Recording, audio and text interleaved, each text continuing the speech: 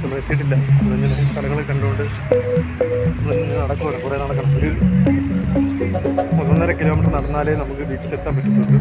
കാര്യം ഇവിടെ കുറച്ച് വർക്കുകളും കാര്യങ്ങളൊക്കെ നടക്കുന്നുണ്ട്. അതുകൊണ്ട് ആ ഭാഗത്ത് ആ ബാക്കിലെ സൈഡ് കുറച്ച് വർക്കുകളും കാര്യങ്ങളും നടക്കുന്നുണ്ട്. അപ്പോൾ അവിടെ 1 കിലോമീറ്ററോളം വർക്കുകൾ നടക്കുന്നുണ്ട്.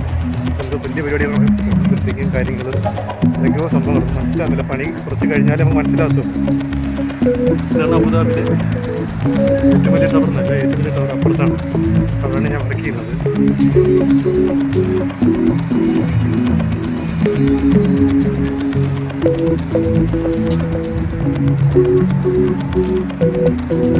വൃത്തിയുള്ളതായിരുന്നു ഏറ്റവും അബുദാബിയിലെ ഏറ്റവും വൃത്തിയുള്ള ബീച്ച്.